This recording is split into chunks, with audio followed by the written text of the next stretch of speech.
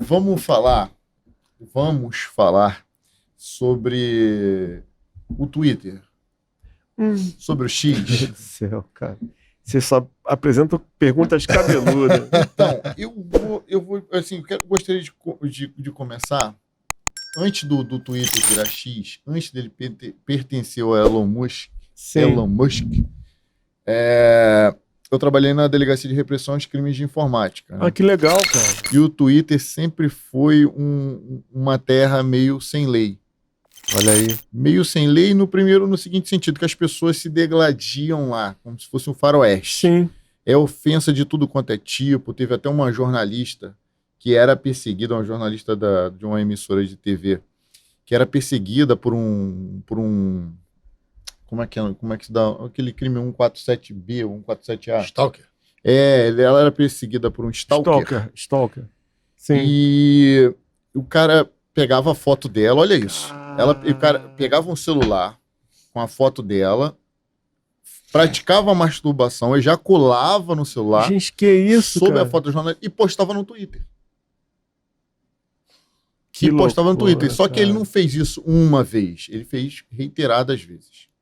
E você remetia Você trabalhou nesse caso? Não trabalhei nesse caso, mas tomei conhecimento que corria lá pela mesma delegacia.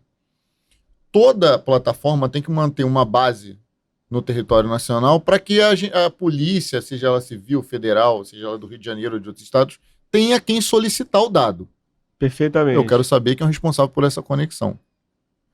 A Meta sempre respondeu com facilidade, que administra o WhatsApp, Facebook, Instagram e agora essa nova rede social que a Meta criou, que é similar ao Twitter, sempre respondeu.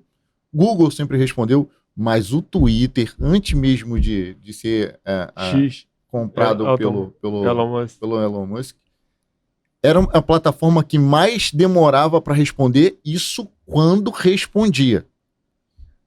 A par disso tudo, separar uma coisa da outra, como que você vê o banimento do X aqui do Brasil? Bom, primeiro me preocupa muito essa coisa do Fla-Flu, né? A sociedade se dividir em cima dessa decisão. A torcida do X contra a torcida do Supremo. Eu não gosto disso. Eu acho que essa visão maniqueísta é ruim, né? Ao mesmo tempo, gente, que eu acho que é um ato violento tirar esse aplicativo. Como é que a gente chama o Twitter de um... Enfim, tirar uma rede social, né? Uma rede social. Tirar essa rede social, perfeito. Tirar essa rede social do ar é uma violência, é um ato violento, mas ao mesmo tempo eu acho extremamente arrogante, como você acabou de colocar, que essa posição de você não ter uma pessoa responsável para você notificar. Não, eles têm a pessoa responsável, eles têm a plataforma para solicitação do dado, eles só não entregam. E quando entregam o que eles acham que tem que entregar. Isso eu tô falando que eu trabalhei com o Twitter, solicitando dado do Twitter, antes dele ser adquirido pelo Elon Musk. Antes, era assim. Aí depois eu não tive que solicitar nenhum dado lá, eu fico até feliz porque as investigações demoravam muito a evoluir quando eu precisava de algum dado do Twitter, do antigo Twitter. Gente, eu acho que a melhor saída era o X, né, designar uma pessoa para poder receber lá as intimações, assinar ali a contrafé, né? E isso, de certa forma, resolveria o problema. Mas o negócio está super radicalizado. Assim, para mim isso é péssimo. Pelo que eu entendi, quando ele fala assim, o Twitter, não é nem o X, eu tô falando do Twitter. Uhum. O Twitter tinha dificuldade, assim, criava dificuldade para responder às demandas. Eles davam um protocolo de recebimento, tudo. Tem uma plataforma, você se cadastra lá como autoridade pública, etc. Sinaliza enfim, tem todo um procedimento que é o mesmo da Meta, que é o mesmo na Uber, que é o mesmo no iFood. Todos eles têm uma plataforma, nenhuma é papel assinado, não é. A tecnologia nos permite isso hoje. Você faz a solicitação online e recebe o seu protocolo online. A dificuldade deles era nos entregar. Eles tinham a base aqui no Brasil, assim como a Meta, como a Google, como o Uber. Todos eles têm, em São Paulo, suas bases. O problema é... Mas eu ouvi dizer que o X demitiu todo mundo. Ficou Mas assim, acéfalo. Então, no mas Brasil. é porque os empregados, até onde eu acompanho, os empregados do X, já agora sobre a gestão do Elon Musk, passaram a ter medo de serem presos por conta de reiteradas decisões e pedidos que, caso não fossem atendidos, eles ficaram não que fosse Sim. acontecer. Mas ele acabou ficando preocupado com seus próprios servidores, mas manteve a base. Agora, a gente está mais buscando qual a sua opinião pela forma como o X foi banido. Acho que foi violento.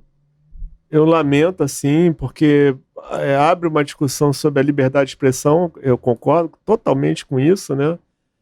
Mas, assim, é muito difícil bater o martelo com relação a esse caso, né? Porque do outro lado tem uma rede social que aparentemente não está respeitando a soberania brasileira. Eu acho que, a gente também merece assim, respeito. Pelo que eu estou acompanhando ali, o que ele estava até falando ali, quando era o Twitter, e eles tinham o Twitter criava esses imbróglios para poder atender as demandas da polícia, para poder investigar crimes, a gente não ouvia falar dele ser censurado, banido, a gente não ouvia falar sobre isso.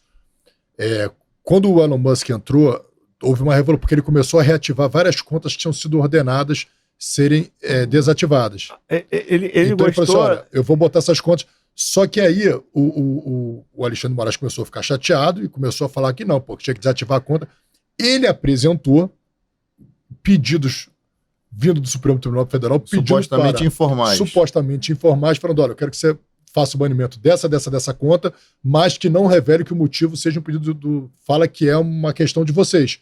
E realmente ele fala, não, peraí, se a justiça está dando uma ordem, tem que fundamentar. Isso eu não vou cumprir. Sim. Não, você vai cumprir. Eu não vou, não vai cumprir, então você está banido. Cara, se a história é essa, eu estou dizendo assim, eu não sei se a história é essa. Olha só, gente, vamos lembrar... Eu não sei qual é a história, estou dizendo assim, a história que eu estou ouvindo. Se é essa... Através da imprensa. Vale lembrar que essa decisão do relator, por acaso, ministro Alexandre de Moraes, ela foi referendada pela primeira turma do Supremo Tribunal Federal, composta por 5 ministros, numa maioria. Então, assim, não é mais ele. A gente está falando do Supremo. E eu acho que, sei lá, é o poder judiciário que merece respeito, gente, também ao mesmo tempo, né? Mas você vê, por exemplo, uma questão difícil, mas você vê, por exemplo, ele para poder, ele mandou uma multa aqui, mas não vai pagar, então vou tirar a multa daquela outra empresa. Não teve da Starlink. Então, assim, bloqueou os bens da Starlink para poder pagar uma CNPJ diferentes. São CNPJ diferentes. Com sócios diferentes. Você teve um outro ministro do Supremo, aí eles pediram para recorrer, o outro ministro do Supremo manteve. Então, assim, infelizmente, assim, de uma forma geral, digamos assim... Politizaram o negócio? O Supremo tem ajudado a gente a ficar tranquilo. Eu entendo. A gente a ficar tranquilo e falar, porra, meu, foi uma decisão... Se reclama muito, se queixa muito do ativismo judicial, é verdade. Mas eu acho também que, de certa forma, isso acontece no vácuo de um sistema político que não está dando a conta do recado, né? E deixa um vácuo para que a justiça, muitas vezes, decida coisas que normalmente teriam que ser enfrentadas e decididas pelo legislativo. Mas tem umas coisas que, por exemplo, às vezes o legislativo não votar determinada matéria, por exemplo, sobre legalização de drogas. Hoje não é legal. Se o legislativo não está votando, não está pautando o debate sobre legalização das drogas, não é um outro órgão que tem que pautar. É assim, não está pautando porque tem meios para provocar o legislativo a criar aquela lei. Eles não precisam criar. Tem legitimidade. Tem legitimidade. Tem mas dever. Não eles pegarem e criarem. Eu iria até mais além. Tem dever, né? Então, mas não fazer... vou fazer aqui, né? Eles não querem fazer. Não é assim que funciona. Né? Deveria falar via mensagem, transmitir uma mensagem ao Congresso e falar, tem essa causa aqui para ser produzida uma lei a respeito. Não pode se criar um... Mas, gente, daqui a pouco eu vou ter que dar um... Não, porque eu marquei lá com uma pessoa. Sim, já tá. Tá. Não, só quero fechar dizendo o seguinte, olha só.